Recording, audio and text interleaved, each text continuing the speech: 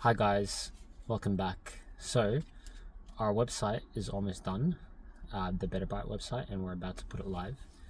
We're just fixing a couple of things in the back end and a couple of user interface designs.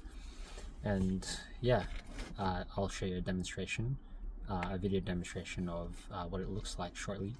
But what I want to discuss is how I'm setting up the two businesses.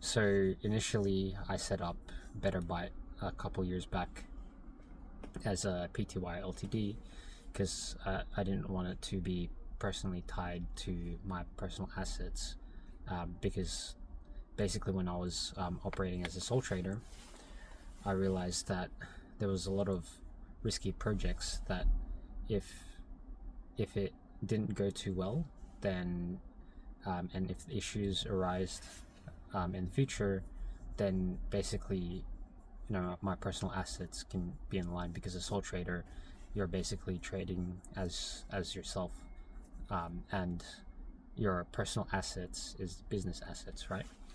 So for the Better Byte company, years ago I decided to make it into a PTY Ltd, and I started that company with a co-founder, but he left the company, so it's just me and two others. But now, because the company went quiet for a bit, the two others aren't actively running the business, and I'm just running the business, so I have to sort of restructure it. But I was thinking, because so the app idea that we were making for the company Veligence, right? I was thinking, because to post it on the App Store, the Google Play App Store requires that you have to have a business entity, right? You don't necessarily have to have, well, let me rephrase that. They require you to have a business entity, but if you are a sole trader, if you're putting the app on the App Store as a sole trader, then they treat it differently than how they would if you're a business entity, a PTY Ltd.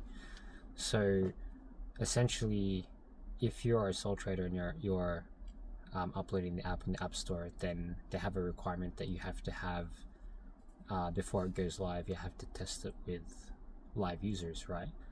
I think it was around 12 users or something like that. But if you are an actual business entity, not a sole trader, then you can post it up without any issues, right? So now I was thinking, yeah, I might set up a separate PTY Ltd for the company Veligence, right? Initially I was thinking of putting it under my ABN, my sole trader ABN, because with the sole trader ABN you could have multiple businesses running on that single ABN, but you have to separate your your bank accounts, you have to separate your bookkeeping and your accounting, and make sure everything's separated so it doesn't get complicated during tax time, right? Now, but the thing is, I was thinking, if we do scale this business, then it has to be a PTY Ltd as well, and also there's a risk side. If larger companies use this app, then we have to think about the risks of and the legal issues as well. So basically I was thinking turning it into a PTY Ltd, but then I thought maybe to simplify it, right, and for further scaling, we can just turn Better Byte into a holdings company, and then make Veligence a subsidiary of Better Byte. And what that would mean is that Veligence will still be P2I Ltd, but it would be a branch of Better Byte, but it would have its own separate entity, which means, for example, if we approach investors, then they'll specifically invest in the equity of, or they'll invest for the equity of Veligence, and it would be separate from the Better Byte entity, right? So, and if there's, what do you call it? Like we can separate the branding, and if there's any issues with Veligence, it doesn't affect the parent company, or I'm not entirely sure the other way around because I still need to do research. But anyways, the idea behind that is that, say for example, like for now, Better Byte is just doing websites or apps for customers, but later on, we were thinking if we end up developing products within Better Byte, right? Say prototyping it, and then before releasing it, we refine the product, and then when we decide to make it live, then we can spin off a subsidiary from Better Byte and create a separate entity, so that we don't have to necessarily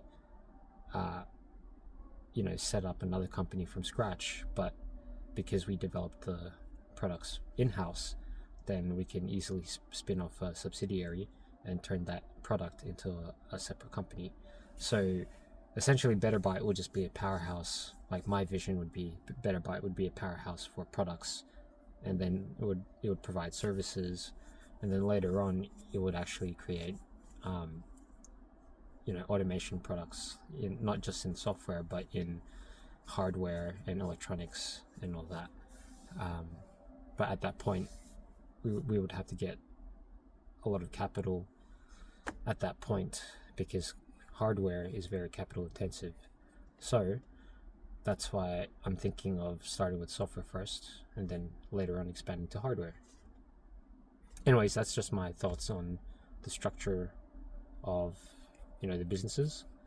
And yeah, but the thing is, with my other company, Laonio Construction, that currently is a sole trader, but that will be possibly won't be under Better Byte. It would possibly be its own if that scales, and I eventually become a builder, right? Then that will be its separate entity, because I wouldn't say it wouldn't be as related to Better Byte than Veligence would be, because Veligence is software and tech based, whereas Laonio Construction is purely